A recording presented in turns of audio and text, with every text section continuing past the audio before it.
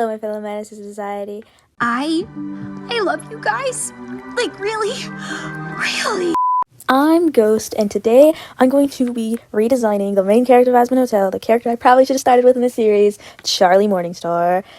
Quick disclaimer before the lovely little video starts. This isn't a hate video. I don't own the characters. I don't own the show. I love Hazbin Hotel, so this isn't a hate video, so don't hate me in the comments. But, if you're going to, at least comment, because, please. Please, I'm flopping. I'm flopping. Anyway, without further ado, let us go forth, and watch my video. Per usual, we're going to start with the things that I like about Charlie's design. Overall, Charlie's design isn't bad, but it's not great either. If you looked at her, would you even think that that's the main character? Because she is so uninteresting to look at, but it's not a bad character design. Moving on to things I like about her character design. I'm actually genuinely thinking right now. Hold up.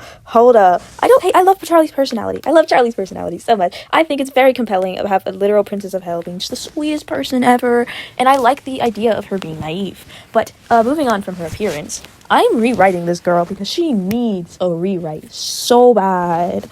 Okay. I think the main problem I have with Charlie is that she kind of acts like a child. I'm all for naive characters who are they're just naive because they've grown up in royalty or nobility. I actually have a character like that myself, but she acts like an actual child, which is weird. It's weird because she's really old. She's 100 years old. She's a young adult in demon years, I'm pretty sure. But still, in that one scene when Angel forgives her, she kind of doesn't act like an adult. She also doesn't act like an adult a lot of times in the show. So I'm fixing that. She acts much more like an adult. And another thing, she's still naive. She's naive to Heaven's true intentions with the exterminations. She's naive. She's naive by giving everybody the benefit of the doubt, even demons who shouldn't get the benefit of the doubt in this specific case. But she isn't naive in other ways. She knows, just like in Pilot Charlie, she knows that you don't make deal with make deal. You don't make a deal with a demon because that's stupid. Just don't do it. Besides, she doesn't really usually have any reason to do that anyway. And this Mayayu Charlie, she's great with contracts because it just makes sense that she'd be naturally great at contracts and stuff and deals. She's really powerful. Let me think. What else is there? I'm also going to be changing how she acts specifically in Season 1, Episode 4. Season 1, Episode 4, she chases Angel. She goes to Angel's studio to talk to Valentino because she wants him to be able to stay at the hotel more. There's nothing wrong with that. But she acts like an absolute idiot the whole time. She manages to set the whole studio on fire, and it's actually so stupid. I don't like that scene. It's just really hard to watch and kind of gives me secondhand embarrassment for Charlie the whole time. So I'm changing that scene completely. First of all, she isn't actively talking during a shoot. She's well aware of how it works. She isn't 10. She knows how to act in public, especially with other demons. She's literally a princess, for goodness sake. She has manners. So she isn't talking during the shoot, but Val doesn't want her there for another reason. Have you ever noticed that sometimes if you're doing something bad or whatever, something you shouldn't be doing, and you're there with somebody who's not doing it with you, but they're not out openly reprimanding you, and they're not doing it with you, they're just kind of there, but it makes you uncomfortable. That's how Valentino is feeling. He feels uncomfortable because Charlie, though not technically saying anything, or telling him that what he's doing is bad or anything, he still feels uncomfortable. So he ends up losing his temper while Charlie is there, at Angel does, and this time it won't be Charlie's fault, because I don't think it should be her fault. She's still gonna make plenty of mistakes in this show, because that's what a good protagonist is supposed to do, make mistakes like she did in Season 2, but this specific thing will not be her fault, at all. She does the same thing she does in Season 1, in the actual series, and she gets really mad at Valentino, except instead of Angel being able to stop her, she goes really close to Val, like scary close to Val, and she almost tells him in an actual threatening tone that they're going to talk after the shoot, and if she sees him lay another finger on any of his employees, she will personally deal with him before the shoot is over. She then tells Angel that she'll pick him up after work, and then the rest of the show kind of goes on. The rest of the episode goes on. And then at some point in the scene, we cut back to Charlie in the studio with Val, who's just chilling. It's like he forgot she threatened him, basically. Charlie doesn't like threatening people or using her power against people, but when you hurt her friends, my girl is going to beat your ass.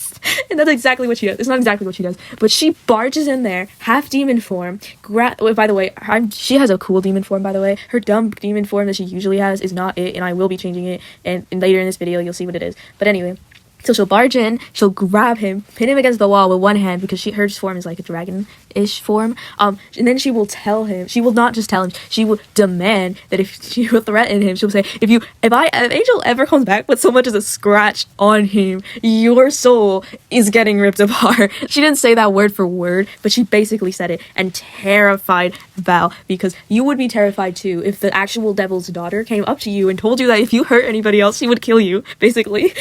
Again. So yeah, she didn't threaten his life or anything, but she threatened him, sorta, in a way.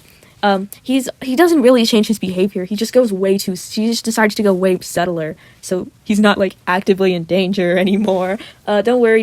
We will be saving Angel because he doesn't deserve this treatment. I'll fix the timeline at some point, but it's not now. In another video, I'll fix the timeline. Moving on to her actual design, because I've been yapping about her personality a little bit too long. Okay.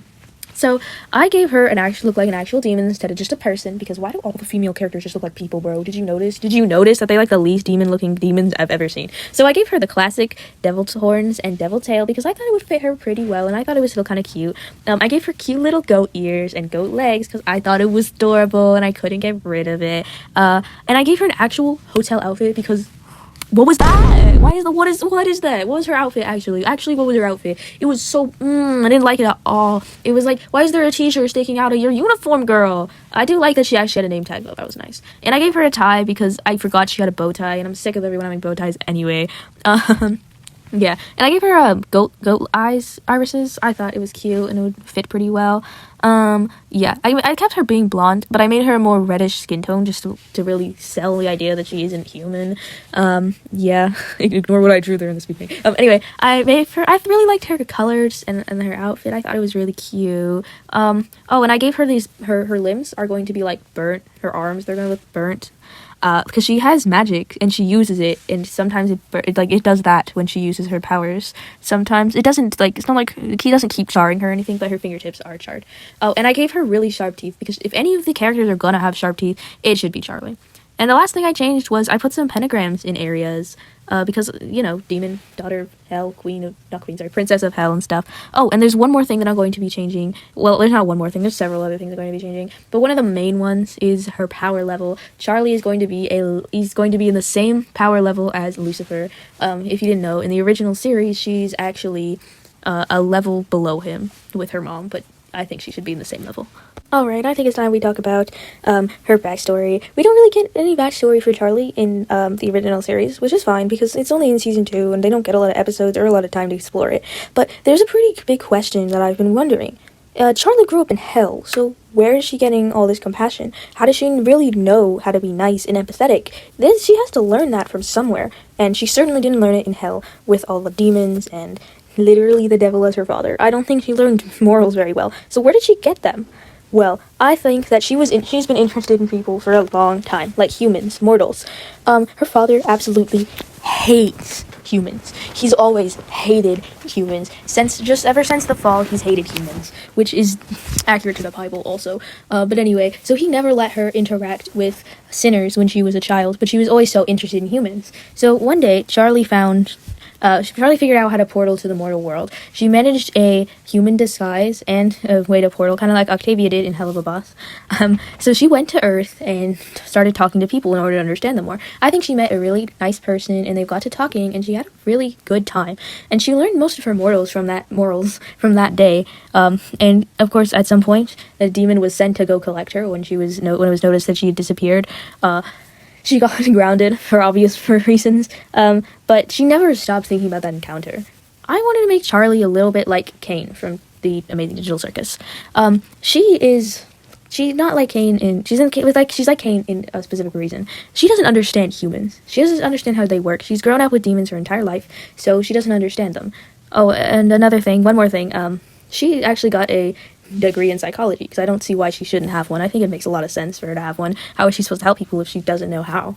But anyway, so she has that, and there was one more thing I wanted to talk about, and that's Charlie in season 2, because I'll tell you, people absolutely hated her. Like, and I guess it's understandable as to why, because she was making so many mistakes, which is perfectly fine. In fact, I encourage it. If you have a main character, let them make mistakes. It's very important for them to overcome them. But she was also so useless in the finale episode. She was just crying like the whole time.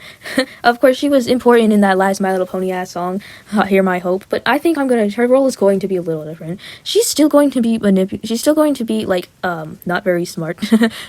But it's just because she's genuinely trying. She's doing the same thing she did in the original series. She's letting Vox use her image toxically and stuff because, yeah, of course she is. It's important to the actual thing that happens, and so she still does that, but she actually helps out a lot more, and she is the one who apologizes to Vaggie. She realizes that what she's doing is messing up the hotel, and she actually understands that, and instead of just waiting for somebody else to apologize for her, or like force her to do it, she actually learns and actually apologizes, and they make up.